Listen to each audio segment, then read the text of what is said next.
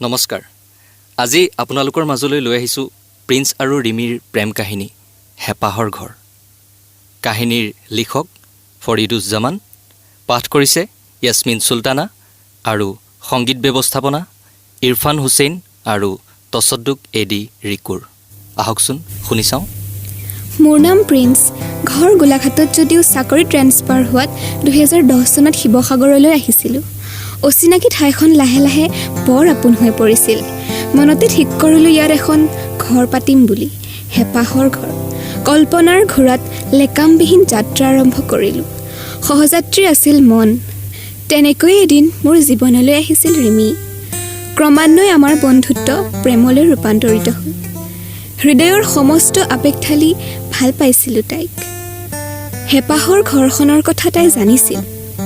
সংঘাতময় মোৰ জীৱনৰ সকলো কথাই জানিছিল তাই। আমি প্ৰায় লগ পাওঁ হোটেল নন্দবন আৰু ঐতিহাসিক ঠাইবোৰত। ইতিহাসৰ নীৰৱ সাক্ষী ইটাবোৰো যেন আছিল আমাৰ প্ৰেমৰ নীৰৱ সাক্ষী। ৰিমিয়ে মোক প্ৰায়ে কয়, শুনাচোন, আমাৰ হেপাহৰ ঘৰখন বৰ সুন্দৰ হ'ব। তাত জোন তৰা নাথাকিলেও এখন বিশাল নীলা আকাশ থাকিব। মৰমবোৰ মুকুতা হ'ব শৰতৰ আকাশত উৰি ফুৰা শুভ্ৰ মেঘৰ দৰে। মোৰ হৃদয়ৰ সমস্ত অনুভূতিত আছিল ৰিমি জোনাকবিহীন জীৱনৰ দৰে। তাইবিহীন মোৰ জীৱনটো যেন আধৰুৱা হৈ ৰ'ব। ভিক্টৰ বাইকখনৰ পাছৰ চিটত বহি যোৱা ৰিমিক উদ্দেশ্য কৰি গাইছিল, থোৰা সা দিল মে দে জগা তু,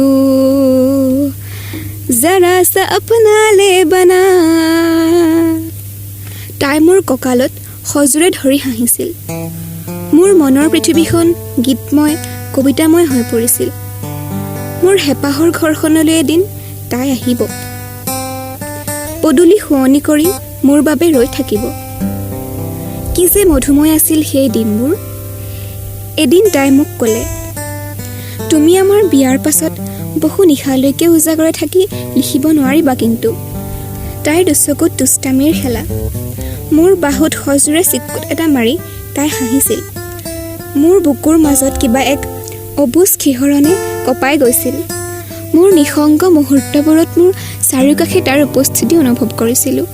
সদায় নিশা 8:30 বজাত মোৰ মোবাইলত তাইৰ উপস্থিতি অনুভৱ কৰিছিলোঁ। কিমান যে কথা আমাৰ সপোনবোৰৰ, আমাৰ ভৱিষ্যতৰ।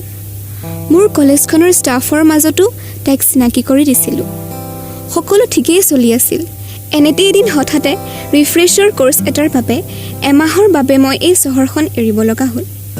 কলেজ ষ্ট্ৰীটৰ কিতাপৰ পাহাৰৰ মাজত সোমাই পৰিলোঁ। ছেমিনাৰ প্ৰজেক্ট প্ৰেজেণ্টেশ্যনৰ মাজতো তাইলৈ ফোন কৰোঁ।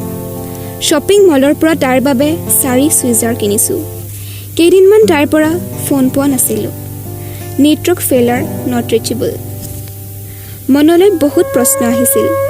বহু চেষ্টা কৰিও তাইৰ লগত যোগাযোগ কৰিব পৰা নাছিলোঁ। সেই সময়খিনি আছিল মোৰ বাবে বৰ কষ্টকৰ। এক মুহূৰ্তৰ বাবে মোক এৰি থাকিব নোৱাৰা ছোৱালীজনীৰ দেখোন খবৰেই নাই। এনেকৈ 1 মাহৰ পিছত পুনৰ শিৱসাগৰ আহি পালোঁ।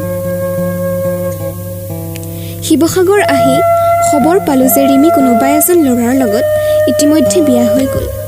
মোৰ সকলো সপোন, সকলো আশা নিমিষতে চুৰমাৰ হৈ গ'ল। আজি মোৰ বাবে সময়বোৰ স্থবিৰ হৈ ৰ'ল। মই এতিয়া শামুকৰ শোলাৰ দৰে বালিৰ পৃথিৱীত পৰি আছোঁ। মনৰ আকাশৰ জোনাকখিনিক তাই কাঢ়ি নিলে। জোনাকে এতিয়া জোনাকৰ খবৰ ল'বনে?